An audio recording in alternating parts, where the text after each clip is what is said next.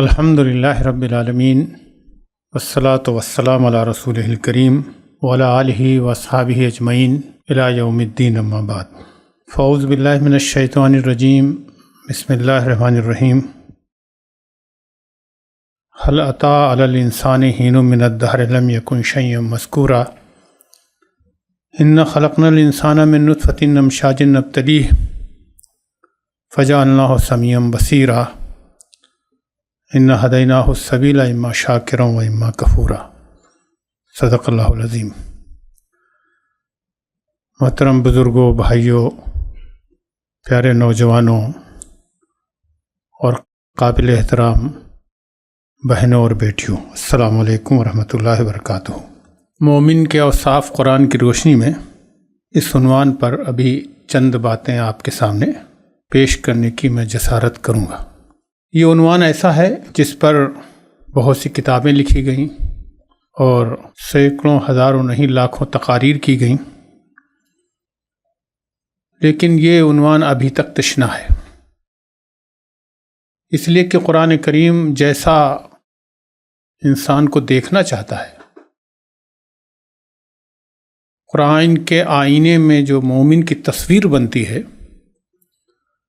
اتنی تشریح کے باوجود ابھی بہت ساری چیزیں اس کے اسرار و رموز جو موجود ہیں وہ ابھی نہیں سکے، کھل نہیں سکے۔ اس لیے برابر اس پر گفتگو علماء کرام کرتے رہتے ہیں اور قرآن کی تشریحات اور اس کی تفسیر برابر ابھی تک لکھی جا رہی ہے۔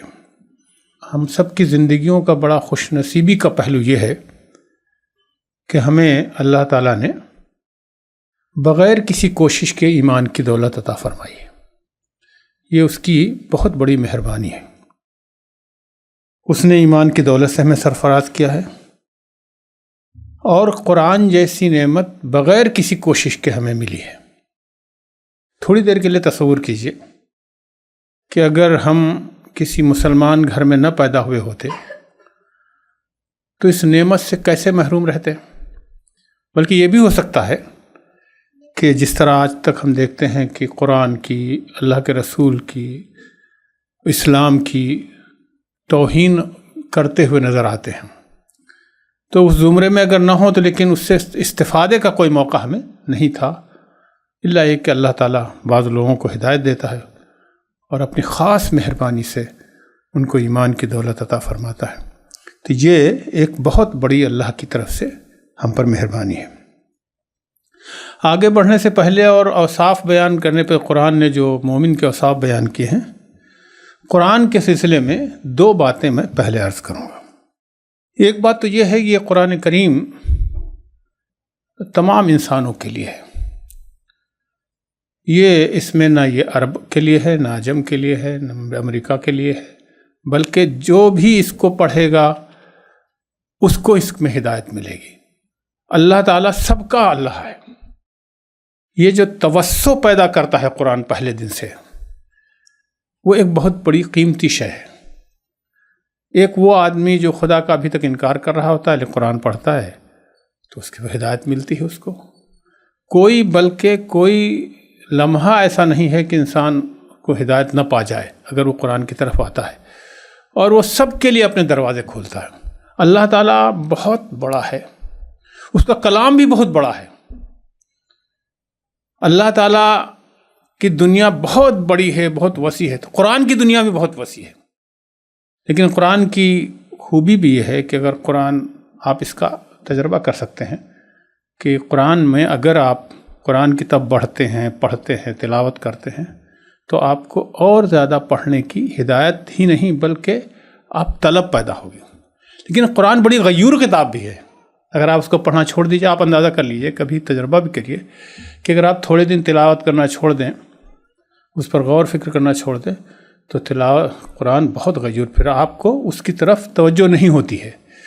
تو جہاں یہ بہت بڑی کتاب ہے، توسع ہے اس کے اندر، وہاں یہ بھی پہلو اس کا ہے۔ تو یہ اللہ تعالیٰ کی طرف سے تمام انسانوں کے لیے ایک بڑا عظیم تحفہ ہے۔ ہمیں تحفہ سمجھنا چاہیے، خاص طور سے مسلمانوں کو اور مومنین کو، کہ قرآن کو ایک تحفہ سمجھیں۔ ہم قرآن کریم کو بہت لائٹلی لیتے ہیں کیونکہ ہمیں حاصل ہے نا. اس کا گھر میں موجود ہونا. کس نے دی ہے وہ کتاب؟ جو اس پوری کائنات کا خالق، مالک اور حاکم ہے، وہ جو چاہے کرتا ہے، کر سکتا ہے. اس نے ہماری ہدایت کے لیے کتاب دی ہے. اس کی یہ سیریسنس اور اتنی سنجیدگی ہمارے اندر دیکھنے میں نہیں ملتی ہے. لیکن جو لوگ قرآن کو پڑھتے ہیں، اس کی گہرائی میں جاتے ہیں، اس کے اسرار و رموز کو سمجھنے کی کوشش کرتے ہیں، تو یہ قرآن جو ہے ان کے دلوں میں آتا ہے. آپ کو معلوم ہے اللہ کا مسکن انسان کا دل ہے، لیکن اس دل میں اللہ آتا ہے جس میں قرآن ہوتا ہے، جس میں سچائی ہوتی ہے. جہاں بغض ہو، نفرت ہو، قرآن میں جگہ جگہ یہ بات بیان کی گئی ہے، تو وہاں اللہ تعالیٰ نہیں آتا ہے. اس قلب میں، اس دل میں اللہ تعالیٰ بسیرا نہیں کرتا ہے جہاں پر قرآن نہ ہو. قرآن سے مراد قرآن کے وہ اوصاف نہ ہوں، اور اس کو پڑھنا، یاد کرنا بھی ایک مسلسل ایک ہماری ذمہ داری ہے. قرآن سب کے لیے ہے. قرآن ایک بات اور کہتا ہے کہ جو لوگ قرآن کریم کے صفات اس پر عمل کریں گے تو ہم اس کو کامیابی کا راستہ دکھائیں گے. اور قرآن میں جو کامیابی کا تصور ہے وہ اس دنیا سے لے کر وہاں تک ہے، موت کے بعد کی زندگی کا بھی تصور ہے. عام طور سے جب کامیابی کی بات ہم کرتے ہیں تو عام طور سے وہی چند باتیں آتی ہیں کہ دولت ہو، یہ ہو، وہ ہو، یعنی وہ میٹیریل چیزیں، مادی چیزیں، دنیا کی چیزیں پر ہمارا خیال جاتا ہے. لیکن جب قرآن کہتا ہے قد افلح المومنون، مومن جو ہے وہ کامیاب ہو گئے، یقیناً کام ہو گیا. قرآن اور دیکھیں، اسلوب دیکھیں قرآن کا، اس کا انداز اور اسلوب دیکھیں. وہ کہتا ہے قد افلح المومنون، یقیناً کامیاب ہو گئے. وہ قد کے جب عربی میں لاتا ہے اس کے معنی ہوتا ہے ایسا لازماً ہوگا کہ وہ مومن جو ہے کامیاب ہو گئے. پھر بعد میں مومنین کی صفات بیان کرتا. آگے میں اس کو چند باتیں سلسلے میں رکھوں گا. اس سے پہلے کہ وہ اصل عنوان فرمایا ہوں، 2-3 باتیں انسان کے سلسلے میں قرآن کیا کہتا ہے، کیونکہ آپ کو وہ اوصاف جو قرآن بتاتا ہے وہ اس پر گفتگو کرنی ہے ہمیں. تو قرآن انسان کے بارے میں کیا کہتا ہے، انسان ہے کیا؟ کیونکہ میں نے آج صبح بھی یہ بات کہی تھی اور آپ سے عرض کرتا ہوں کہ انسان کی زندگی میں 2 چیزیں بڑی اہم ہیں، بڑی امپورٹنٹ باتیں ہیں. ایک بات تو ہے خود شناسی اور دوسرے خدا شناسی. آدمی اپنے بارے میں سمجھے، لیکن اپنے بارے میں اس کی سمجھ بہت محدود ہے.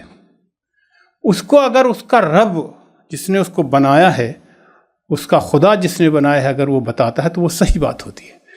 تو پہلے میں وہ باتیں عرض کروں گا کہ اللہ تعالیٰ نے انسان کو وہ ہے کیا، اس لیے کہ وہ جو اوصاف قرآن نے بیان کیے ہیں وہ اوصاف حاصل کر کے آپ کیا کریں گے، آپ کی پوزیشن کیا ہے، آپ کی حیثیت کیا ہے، اس پوری کائنات میں اس کی حیثیت کیا ہے.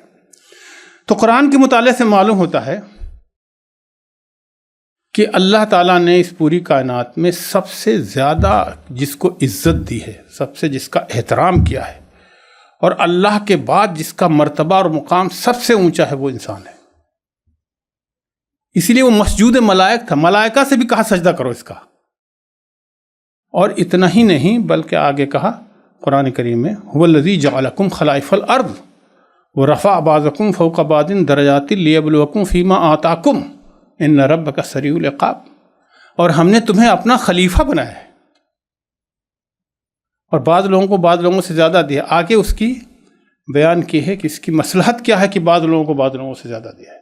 لیکن یہاں ہم اس پر گفتگو کریں گے کہ خلیفہ کا مطلب کیا ہوتا ہے، اور اللہ تعالیٰ نے اتنا بڑا اعزاز کیسے دیا ہے، اور اگر اعزاز دیا ہے تو اس کی ذمہ داری کیا ہے.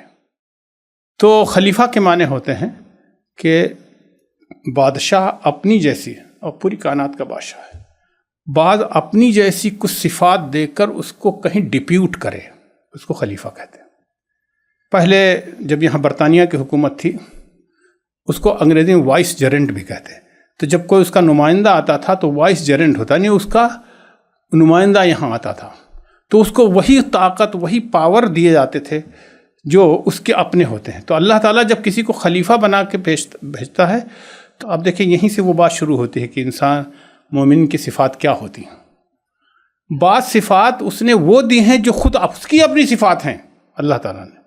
مثال کے طور پر وہ رحیم ہے تو رحم کا مادہ ہمارے بھی رکھا ہے، وہ کریم ہے تو کرم کا مادہ ہمارے رکھا ہے، وہ داتا ہے، دینے والا ہے، تو مومنین سے بھی چاہتا ہے وہ دے. اب دینے کی جہاں تک بات ہے، تو آپ قرآن کا مطالعہ کریں تو صرف اتنی بات نہیں کہی گئی کہ آپ اللہ کی راہ میں خرچ کرو، حالانکہ آپ دیکھتے ہیں کہ خرچ کرنے پر اتنا زور دیا گیا ہے. جہاں پر نماز کا تذکرہ ہے وہاں زکوٰۃ کا تذکرہ ضرور ہے. اقیم الصلاۃ وآتوا الزکاۃ، اقیم الصلاۃ وآتوا الزکاۃ. لیکن زکوٰۃ کے علاوہ بھی قرآن نے کہا انفقوا مما رزقناکم من قبل. اچھا اسلوب دیکھیے، خرچ کرنے کے لیے صرف یہی بات نہیں کہ خرچ کرو، بلکہ کہا آپ قرآن کا اسلوب دیکھیے، انداز دیکھیے.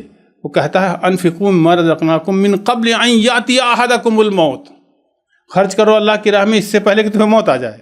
انفقوا مما رزقناکم من قبل ان یاتی بیع ولا خلۃ ولا شفاعۃ والکافرون هم الظالمون. آپ سورہ بقرہ میں پڑھیں گے خرچ کرو اس سے پہلے کہ وہ دن آئے کہ نہ کوئی سفارشی ہوگا نہ جان پہچان چلے گی.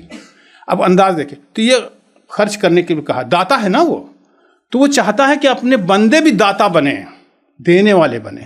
اس لیے اللہ کے رسول نے فرمایا کہ اوپر والا ہاتھ نیچے والے ہاتھ سے ہمیشہ بہتر ہوتا ہے. کسی بزرگ نے کہی ہے جب آپ کے یہاں کوئی مہمان آتا ہے یا کوئی سوالی آتا ہے تو عام طور سے لوگ اس کو حقارت بھری سے نگاہوں سے دیکھتے ہیں، خاص طور سے سوال کرنے والے کو. بعض اوقات تو اپنے بہت قریبی رشتہ دار ہو یا دوست بھی ہے، لیکن جب کوئی سوال کرتا ہے کہ میری ضرورت ہے تو وہ اس کا انداز ٹھیک نہیں ہوتا ہے. بلکہ بعض لوگ اسی لیے سوال کرنے سے بچتے ہیں. تو اللہ کے رسول نے تو کہا بھی سوال کرنے سے بچا کرو، کیونکہ آدمی کی حیثیت بلندی سے عرش سے فرش پر آ جاتا ہے جب آدمی کسی سوال کرتا ہے. حضرت عمر رضی اللہ تعالیٰ عنہ کے بارے میں ہے کہ ایک بار وہ گھوڑے پر جا رہے تھے تو کوڑا ان کا ہاتھ سے گر گیا. تو لوگوں نے چاہا کہ کوڑا اٹھا کر دے دیں، لیکن آپ پھرتی سے اترے تیزی سے اور اپنا کوڑا اٹھایا اور یہ کہا کہ اللہ کے رسول نے کہا تھا کسی سے سوال نہ کرو. اب دیکھیے حساسیت، احساس، کسی بات کو جب ہو کہ اللہ کے رسول نے کہا کسی سوال مت کرو، تو یہ بھی سوال کرنا. تو اللہ تعالیٰ چاہتا ہے کہ وہ داتا ہے تو ہمارا بندہ بھی داتا بنے. اور انہوں نے کہا کہ ہمیشہ جس سے مانگا جاتا ہے اس کا فائدہ ہی ہوتا ہے. کوئی مہمان آئے آپ اس کو چائے پلائیں، کھانا کھلائیں، آپ ہی کا فائدہ ہے اس میں. عام طور سے لوگ اس کو بوجھ سمجھتے ہیں مہمان کو، لیکن ان بزرگ نے کہا کہ جب کبھی آدمی آپ سے سوال کرے تو سمجھ لیجئے کہ آپ کا ہی اس میں فائدہ ہے. لیکن ایک انداز قرآن کا آپ یہ دیکھیے جہاں خرچ کرنے کے لیے بات کہی ہے. عام طور سے خرچ کرنے کی امید ہم ان لوگوں سے کرتے ہیں جو مالدار لوگ ہیں، جو پیسے والے لوگ ہیں. ہم امید کرتے ہیں کہ وہ دیں گے.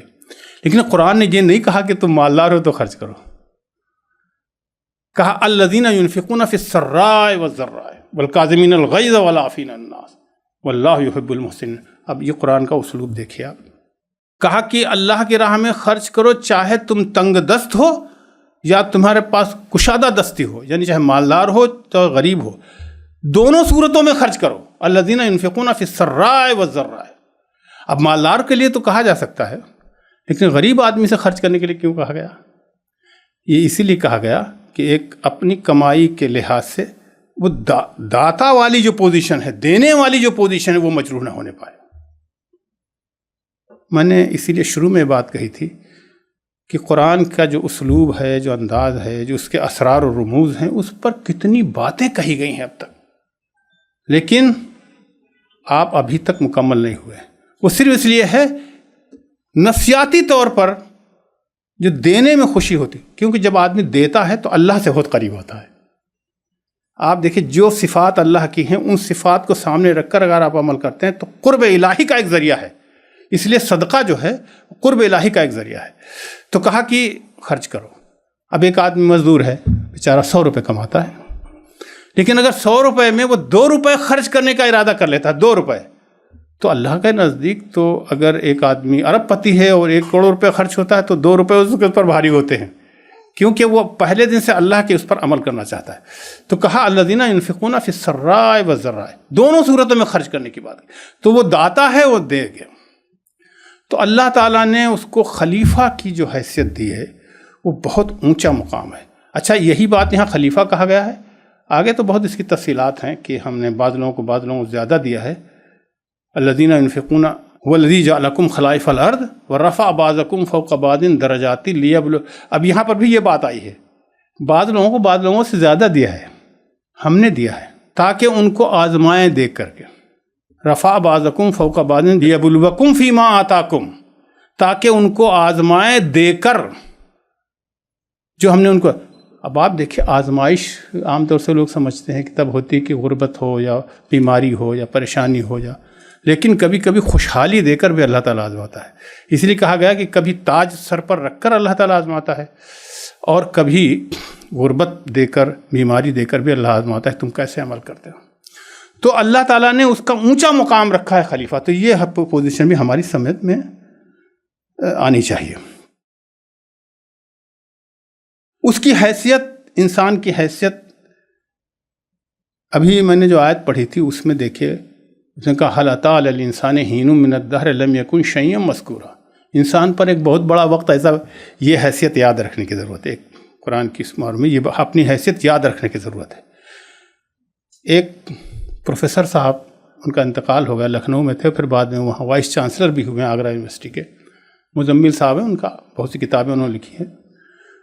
تو کہتے تھے میں قرآن کو پڑھتے نہیں تھے. وہ خیر جماعت کے لوگوں کے ربط میں آیا، میرے ربط میں بھی آیا، تو ان کو کہا گیا تو قرآن پڑھنے لگے. لیکن جب وہ قرآن پڑھنا شروع کیا انہوں نے، تفہیم القرآن دوسری چیزیں، تو غور فکر تدبر یہ شروع کیا انہوں نے.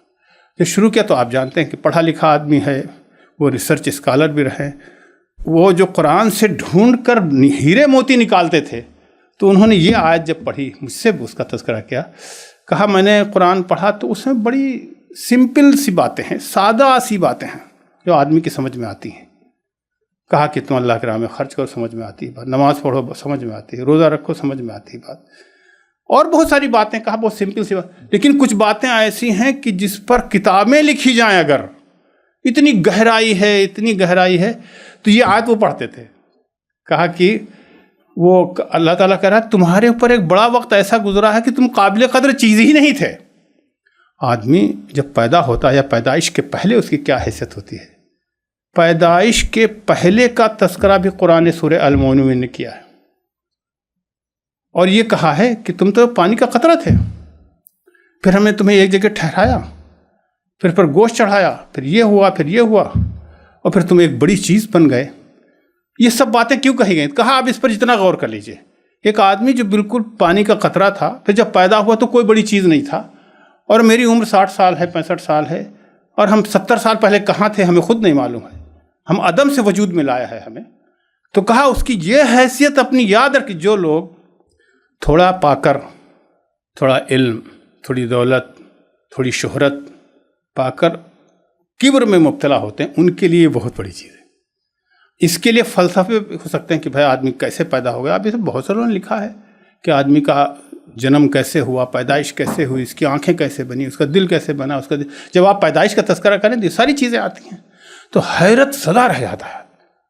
اس کی آنکھ کا فنکشن دیکھیے، اس کے دماغ کا فنکشن دیکھیے، اس کے قلب کا فنکشن دیکھیے. تو کہا تم کو قابل ذکر چیز نہیں تھی، لیکن تمہاری خرابی، کمزوری یہ ہے کہ آپ کسی کے دیے ہوئے پر، عطا کیے ہوئے پر اکڑتے ہیں اور کبر کرتے ہیں.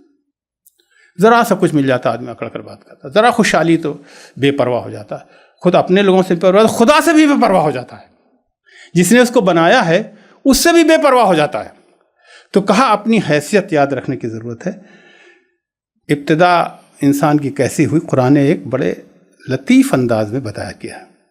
خلق الانسان من سلالۃ من طین ثم جعلناہ نطفۃ فی قرار مکین ثم خلقنا النطفۃ علقۃ فخلقنا العلقۃ مضغۃ عظاما فکسونا الحمآ فانشأناکم فتبارک اللہ.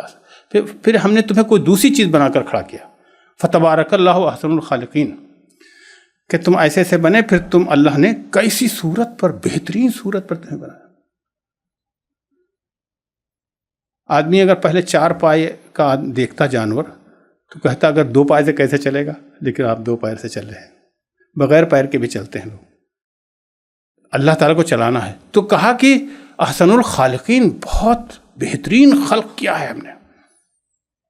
اس آیت میں ایک جگہ ملتا ہے کہ جب آیات نازل ہو رہی تھی تو حضرت عمر رضی اللہ تعالیٰ عنہ وہیں بیٹھے تھے. تو کہا جب یہاں تک آیا، یہ آیت یہاں تک آئی کہ پھر ہم نے تمہیں بہترین ساخت پر پیدا کیا، تو کہا اس سے پہلے حضرت عمر بول بیٹھے. کہا کہ گوشت چڑھا پھر تم پیدا ہوئے. احسن الخالقین جب تک اللہ کے رسول کہتے تو حضرت عمر رضی اللہ تعالیٰ عنہ کے سے بے ساختہ زبان سے نکلا وہ احسن الخالقین. اللہ کے رسول نے فرمایا حضرت عمر رکو آگے کی آیت یہی ہے. اتنی بڑی دور اندیشی حضرت عمر کی تھی. اور حضرت عمر کو صحیح بات ہے حضرت عمر رضی اللہ تعالیٰ عنہ الفاروق کتاب پڑھیں یا اور دوسری پڑھیں، ان کی سیرت کو پڑھنے کی ضرورت ہے. ایسی شخصیت کہ وہ بعض فیصلے بدلے ہیں. تو کہا اب احسن الخالقین اگر آپ ہیں تو آپ کا رویہ دوسروں سے بالکل الگ ہوا. پیدا کیوں کیا؟ الذی خلق الموت والحیات لیبلوکم ایکم احسن عملا. ہم نے پیدا اس لیے کیا ہے کہ تاکہ تمہارا امتحان لیں. اب امتحان لینے کے لیے کن صفات کی ضرورت ہے اس کا تذکرہ میں کروں کہ ایک مومن کو قرآن نے کیا باتیں کہی ہیں جس سے معلوم ہوتا ہے کہ وہ جو امتحان لیا ہے یہ خلق الموت والحیات لیبلوکم ایکم احسن عملا، کہ تاکہ تمہارا امتحان لیں کہ تم کیسے عمل کرتے ہو. اب امتحان لینے کے لیے کس چیز کی ضرورت ہے؟ اس کا ایک ایک چیز کا تذکرہ قرآن نے کیا ہے. اب آپ دیکھیں امتحان لینے کے لیے مجاہدے کی ضرورت ہوتی ہے، جد و جہد کی ضرورت ہوتی ہے. تو قرآن نے کہا جاہدوا فی اللہ حق جہادی هو اجتباکم وما جعل علیکم فی الدین من حرج. اللہ کی راہ میں جد و جہد اور کوشش کرو، یعنی مجاہد بن کر رہو. اب آپ دیکھیں انسان کی زندگی، مومنانہ زندگی مجاہدے سے ہی شروع ہوتی ہے اور مجاہدے پر ختم ہوتی ہے. وہ اللہ کا سپاہی ہے، جب بگل بجتا فوراً تیار رہتا. صبح فجر کی نماز ہوتی ہے تو وہ ایک دم جو اللہ تعالیٰ چاہتا یہ ہے کہ اٹھ جائے. وہ اٹھنا اس وقت مجاہدہ ہوتا ہے اور یہ پوری زندگی پر پھیلا ہوا ہے. 5 وقت بلایا جاتا ہے، 5 وقت جانا پڑے گا. خرچ کرنا ہے تو پھر خرچ کرنا پڑے گا. یعنی انسان کی زندگی یہاں عیش و آرام کے لیے نہیں بلکہ مجاہدے کے لیے بھیجی گئی. اور اگر آدمی جد و جہد اور جفا کشی اور مضبوطی، اللہ کے رسول کو کھردرے ہاتھ پسند تھے، کھردرے ہاتھ پسند. عیش طلب لوگ، آرام طلب لوگ اللہ کے رسول کو پسند نہیں تھے. اور لگتا یہ ہے اگر پورے اسلامی نظام کا مطالعہ کریں آپ، اسلام کا مطالعہ کریں آپ، تو لگتا ہے اسلام پر عمل ہو ہی نہیں سکتا جب تک مجاہدانہ زندگی نہ ہو. جب آپ اپنے نفس بھی کنٹرول رکھتے ہوں، اپنے غصے پر بھی قابو رکھتے ہیں. اور وہ قرآن کی آیت جو میں نے پڑھی تھی الذین ینفقون فی السراء والضراء والکاظمین الغیظ والعافین عن الناس، اس میں یہ بات بتائی گئی ہے والکاظمین الغیظ والعافین عن الناس. وہ غصے کو پی جاتے ہیں اور لوگوں کو معاف کر دیتے ہیں. غصے کو پی جانا اور لوگوں کو معاف کرنا خود بہت بڑا مجاہدہ ہے. ورنہ انا کا مسئلہ بنا کر گھر ٹوٹتے ہیں، بھائی بھائی سے دور ہوتا ہے، معاشرے اور سماج میں دوریاں پیدا ہوتی ہیں. اس وقت یہ مجاہدہ ہی ہے. تو مجاہدانہ زندگی کے بغیر اللہ تعالیٰ چاہتا ہے، اس لیے میں نے اس کا پہلے تذکرہ کیا ہے کہ اگر آپ چاہتے ہیں وہ صفات جو ہمارے اندر پیدا ہوں، تو اگر مجاہدانہ زندگی نہیں ہے، اگر لوگوں کو آپ معاف نہیں کر سکتے، غصے پر قابو نہیں پا سکتے، لوگوں کو اپنی کمائی میں سے دے نہیں سکتے، جب فجر کی نماز کے لیے اٹھ نہیں سکتے، جب روزے رکھنا مشکل ہو جائے، جب حج کرنا مشکل ہو جائے، یا سماج میں لوگوں کے لیے کام آنا مشکل ہو جائے. کیوں؟ آپ جانتے ہیں کہ مومن کا سب سے بڑا کام یہ ہے کہ اللہ کے بندوں کو راحت پہنچائے، اس کے لیے آسانیاں فراہم کرے، اس کے لیے صرف اللہ فی اللہ اس کے لیے وہ اس کو دے. تو یہ بغیر مجاہدانہ زندگی کے نہیں ہو سکتا. تو ایک صفت بڑی اہم ہے کہ ہم آرام سے رہنا چھوڑ دیں، کمفرٹ زون سے نکل آئیں. ہم کمفرٹ زون کے لیے آئے نہیں. اللہ کے رسول نے فرمایا ہے، بعض جگہوں پر کہا کہ ہم نے آرام کو تو جنت میں رکھ رکھا ہے، لوگ دنیا میں تلاش کرتے کیسے پائیں گے. اور صحیح بات ہے، کوئی آدمی یہاں رہ نہیں سکتا آرام سے، کیونکہ اللہ نے یہ پلینٹ جو ہے، یہ زمین آپ کے رہنے کے لیے نہیں بنائی. یہ پلینٹ تو آپ کو امتحان کو کچھ کارکردگی دکھانے کے لیے بنائی. اس لیے جو لوگ اس پلینٹ پر عیش و آرام سے رہنا چاہتے ہیں کبھی کامیاب نہیں ہوتے. آپ سینکڑوں لوگوں سے پوچھ لیجئے آپ کہ وہ لوگ جو اس زمین پر، اس کرۂ ارض پر جو چاہتے ہیں کہ ہم آرام سے رہیں اور عیش کے زون میں رہیں، تو ان کو کبھی حاصل نہیں ہوتا۔ اس لیے جو چیز حاصل ہونے والی نہیں تو پہلے دن سے سمجھ لیجئے کہ اب وہ حاصل ہونا نہیں۔ تو آپ کو یہ زندگی کا سفر بڑے سکون و آرام سے گزرے گا۔ اگر ہمیں معلوم ہو ہم سفر پر جا رہے ہیں اور راستے میں ڈیزرٹ پڑے گا، ہمیں معلوم ہو، تو جب ڈیزرٹ پڑتا ہے اور کوئی درخت نہیں ہوتا، سایہ نہیں ہوتا، لیکن ہمیں معلوم ہوتا کہ اس راستے کی منزل یہی ہے، تو پھر ہمیں زیادہ تکلیف نہیں ہوتی، ہمیں معلوم تھا کہ وہ۔ تو اگر دنیا کے سلسلے میں یہ بات معلوم ہے کہ ہم یہاں آرام سے نہیں رہ سکتے ہیں، تو ہم اس کو آگے سے بڑھائیں گے۔ ایک دوسری صفت قرآن نے جس کو بہت اہمیت دی ہے کہ زندگی میں ہر وقت اللہ سے وابستہ رہو، اس کی قربت حاصل کرنے کو۔ وَاعْتَصِمُوا بِحَبْلِ اللَّهِ کہیں کہا گیا ہے، اور کہیں کہا ہے وَاعْتَصِمُوا بِاللَّهِ، اللہ سے وابستہ رہو، جوڑے رہو۔ ہوا مولاکم فنعم المولا۔ اب دیکھیے آگے کی جو بات کہی گئی ہے، وَاعْتَصِمُوا بِاللَّهِ ہوا مولاکم فنعم المولا ونعم النصیر، کہ وہی تمہارا مولا ہے، وہی مددگار ہے۔ ایک نقطۂ نظر، ایک ورلڈ ویو دیتا ہے جب ہم کہتے ہیں کہ اللہ ہی ہمارا مولا ہے، اللہ ہی ہمارا مددگار ہے، اللہ ہی، ایسی بے نیازی پیدا کرتا ہے۔ قرآن ایسی بے نیازی دیتا ہے، کوئی نہیں، میرا رب ہے ہمارے ساتھ۔ اور زندگی کا تجربہ کر لیجئے، کوئی نہیں آپ کی مدد کر سکتا جب تک اللہ نہ چاہے۔ اس لیے جو لوگ حکمرانوں کے آگے پیچھے گھومتے ہیں، جو لوگ حکمرانوں کی حاشیہ برداری کرتے ہیں، وہ دو نقصانات اپنے کرتے ہیں۔ ایک نقصان تو یہ کرتے ہیں کہ خود ان کی حیثیت کم ہوتی ہے اور وہ اللہ کو پسند نہیں ہے۔ جب آپ کسی کے آگے گڑ گڑاتے ہیں، کسی سے کچھ مانگتے ہیں، تو آپ کی اپنی پوزیشن کم ہوتی ہے۔ اللہ نے تو آپ کو عزت والا بنایا تھا، اللہ نے تو اپنا خلیفہ بنایا تھا، اور دوسری بات ہے کہ وہ کچھ دے نہیں سکتا آپ کو۔ تو ہمیشہ وَاعْتَصِمُوا بِاللَّهِ، اللہ کے ساتھ وابستہ رہو۔ ایک اور صفت کا تذکرہ بار بار قرآن میں کیا گیا ہے، وہ ہے تقوی، اللہ سے ڈرنے کا۔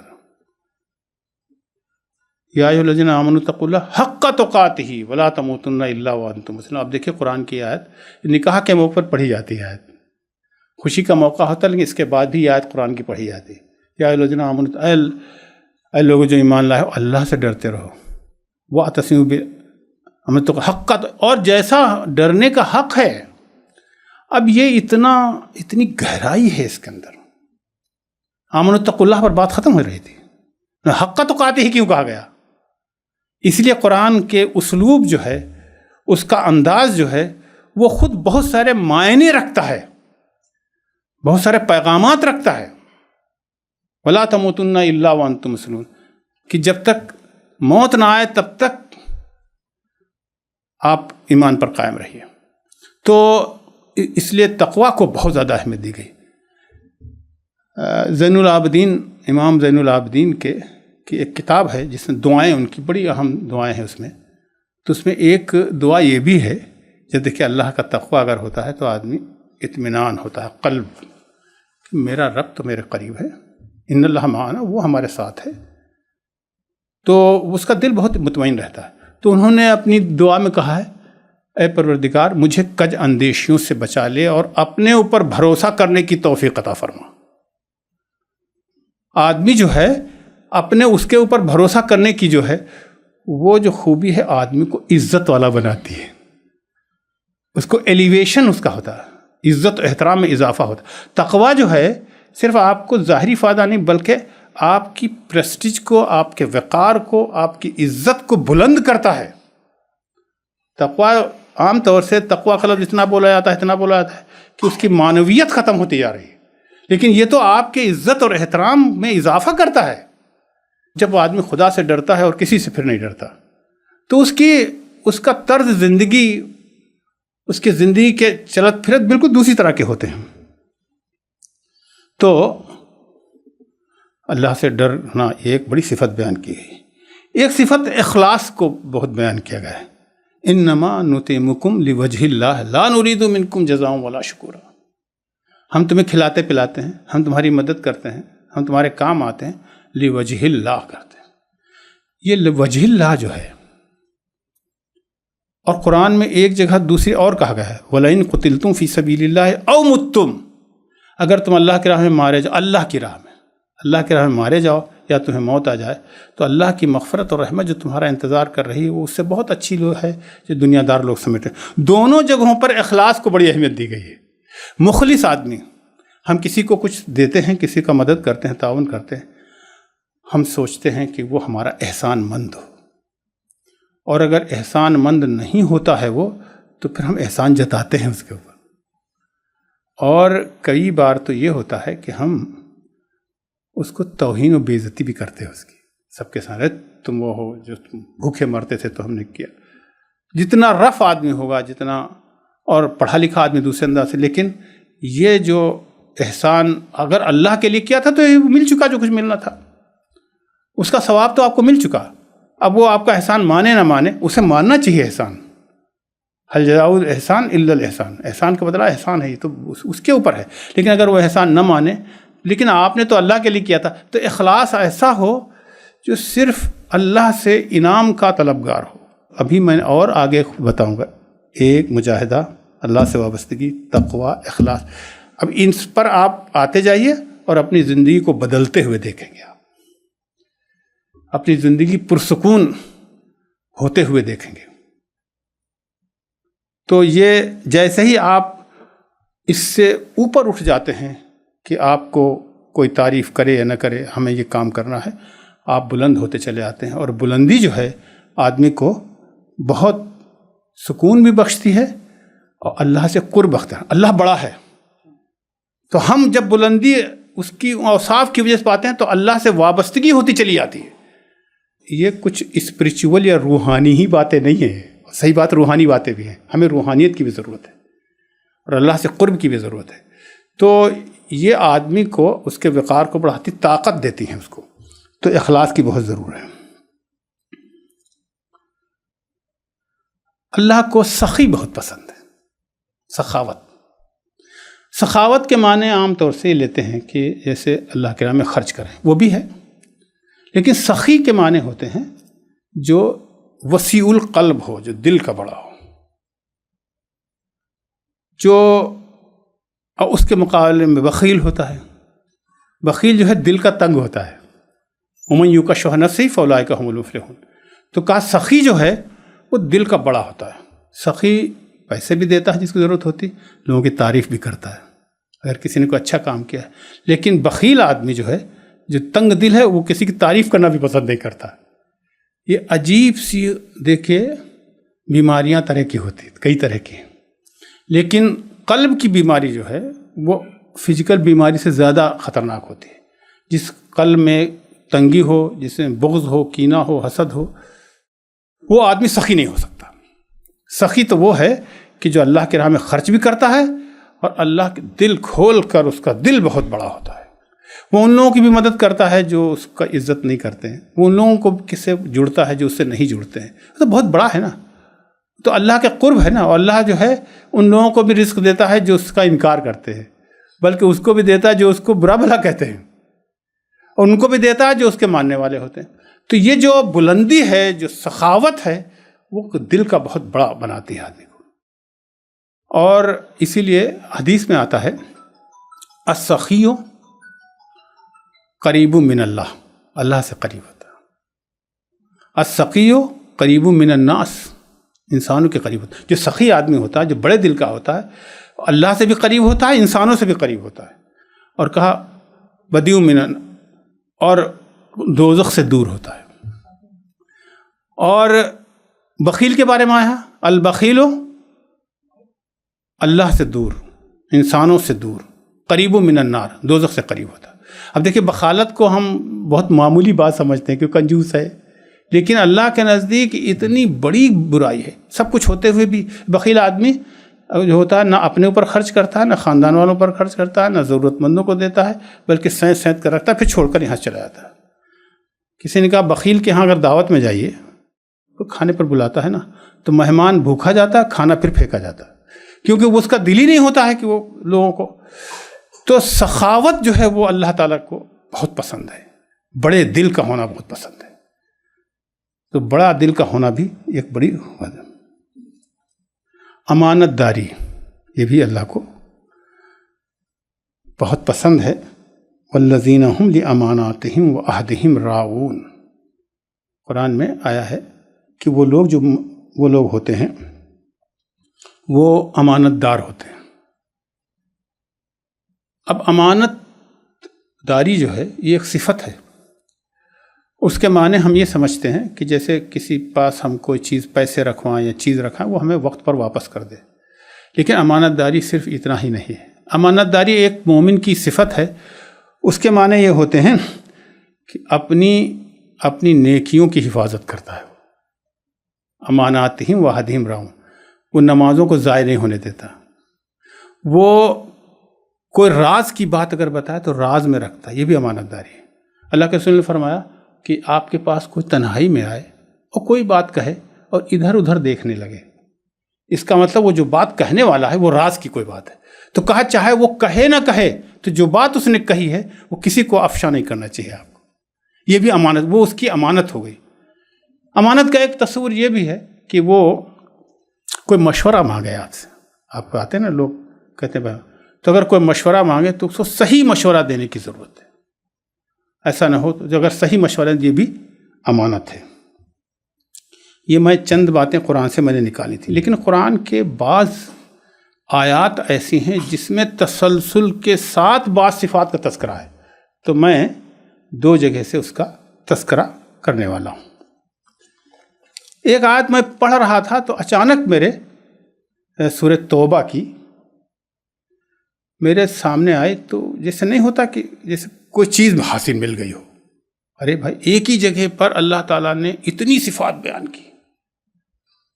اب وہ صفات ایک آیت ہے.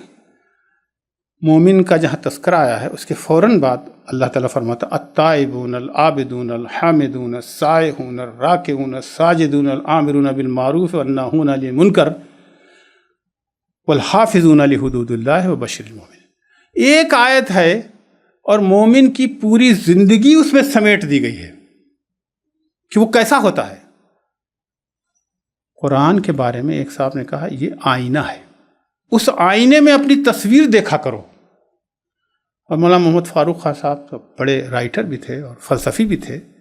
انہوں نے تو کہا تو قرآن ایسا آئینہ ہے کہ آپ پورا قرآن پڑھیں گے تو وہ تصویر آپ کو ملے گی. لیکن اگر وہ آئینہ ٹوٹ جائے یعنی آئینہ آدھا تب بھی تصویر دیتا ہے، دکھاتا ہے. اور چھوٹا ہو جائے تب بھی تصویر دکھاتا ہے. ابھی پورا قرآن نہیں ہے، یہ تو چھوٹا سا ٹوٹ کر ہم نے ایک آیت لی ہے لیکن اس میں پوری تصویر ہماری سامنے آ رہی. اب پورے قرآن کو پڑھنے کی ضرورت تو ہے لیکن اگر آپ پورے قرآن نہیں پڑھیں تو اسی آیت میں آپ کو مومن کی تصویر سامنے آ جائے گی. کیسے ہوتے ہیں؟ التائبون، توبہ کر رہے والے.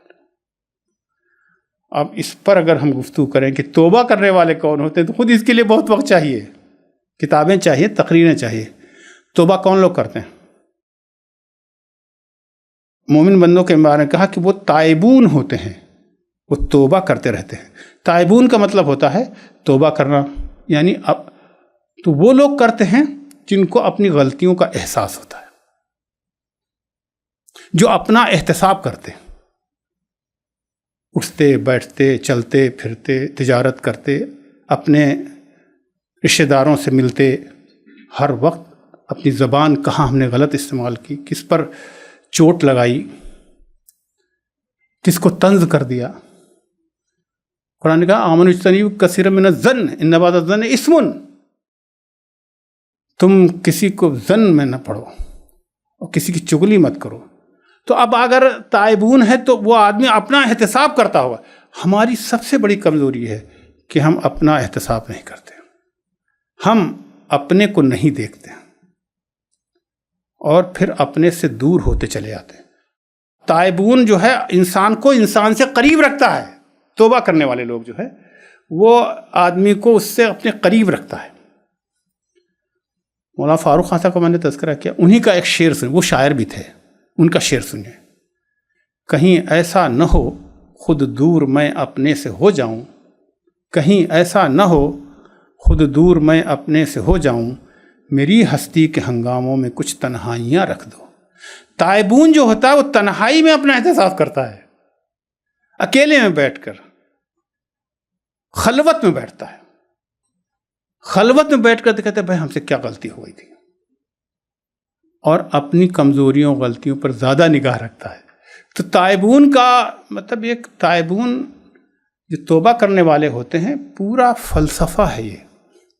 جو لوگ اللہ کے سامنے گڑ گڑاتے ہیں توبہ کرتے ہیں اللہ کو بہت پسند ہے. توبہ استغفار اللہ کو بہت پسند ہے، کیونکہ انسان ہے نا، ہم اتنی غلطیاں کرتے ہیں، ہمیں تب پتہ چلتا ہے جب ہم کبھی اپنا احتساب کرتے ہیں کہ ہم سے غلطیاں کیا کیا ہوئیں، کیا کیا گناہ ہوئے. اس لیے وہ تائبون ہوتے ہیں. التائبون العابدون، اور عبادت کرنے والے ہوتے ہیں، اللہ کے سامنے جھکنے والے ہوتے ہیں. یہ خود ایک عنوان ہے. عبادت کیا چیز ہے بھائی؟ عام طور سے عبادت کا محدود تصور ہمارے سامنے ہے، اور وہ ہے کہ ہم نماز پڑھیں، روزے رکھیں. بلا شبہ یہ بھی عبادت ہے، لیکن عبادت کا مفہوم یہ ہے کہ اللہ کے بتائے ہوئے اصول اور ضوابط سے پوری طرح جکڑے ہو، مطلب پوری طرح پابند ہوں اس میں انسانوں کی خدمت، اجزاء و اقرابا کی توقیر و عزت، گھر میں بیوی بچوں کا حق ادا کرنے سے لے کر ایسی باتوں کو عبادت قرار دیا گیا ہے کہ آپ حیرت رہیں گے. اللہ نے فرمایا کہ ایک آدمی ہے کما کے لاتا ہے، اپنے بیوی بچوں کے ساتھ بیٹھ کر خوش ہو رہا ہوتا ہے، کھا پی رہا ہوتا ہے. تو کہا یہ سب سے بڑی عبادت ہے. اور وہ جو کھا پی رہا ہوتا ہے اس کے سلسلے میں ایک مثال سے سمجھا ہے بات. اللہ کے رسول صلی اللہ علیہ وسلم کو اگر دیکھیں، یہ سیرت کا تو عنوان نہیں ہے، سیرت پر اگر آپ کتاب پڑھیں تو وہاں باتوں کو سمجھانے کی مثالوں سے بہت سمجھایا گیا. کہا کہ جب آدمی خود کماتا ہے، اپنے بیوی بچوں کو کھلاتا پلاتا تو صدقہ ہوتا ہے وہ. اور جب وہ اپنے بیوی بچوں کے ساتھ رہ رہا ہوتا ہے اور حلال رزق کماتا ہے اور ان کے ساتھ بیٹھا ہوتا ہے، اپنے بیوی بچوں کو خوش ہو رہا، تو کہا ہم اس کو عبادت قرار دیتے ہیں، کیونکہ حلال رزق لایا نا، خوش ہو رہا. تو عبادت کا مفہوم بہت وسیع ہے. تو ایک مثال سے سمجھایا، کہا کہ مومن کی حیثیت جو ہے بالکل ویسی ہے جیسے موسیٰ علیہ السلام کی والدہ. موسیٰ علیہ السلام کی والدہ کا کیا معاملہ تھا؟ وہ یہ تھا کہ وہ اپنے ہی بچے کو دودھ پلاتی تھی اور فرعون کے دربار سے اجرت بھی ملتی تھی ان کو. یعنی وہ اپنے بچے کو دودھ پلا کر ایک سکون بھی حاصل ہوتا تھا، اور اس کے بعد پھر وہ ان کو اجرت بھی ملتی. تو مومن کا معاملہ ہے کہ خود کماتا ہے، خود اپنے اوپر خرچ کرتا ہے، اور اس کا اجر بھی وہاں طے ہوتا ہے. تو عبادت ایک بہت وسیع تصور ہے. میرا یہ وقت ختم ہو گیا ہے. انشاءاللہ پھر اس کا کنٹینیو کبھی ہوگا تو انشاءاللہ آگے کی باتیں آئیں گی آپ کے سامنے. اللہ تعالیٰ سے دعا ہے کہ جن صفات کا تذکرہ یہاں ہے وہ ہمارے اندر بھی پیدا ہوں اور تمام لوگوں کے اندر پیدا ہوں. وآخر دعوانا الحمدللہ.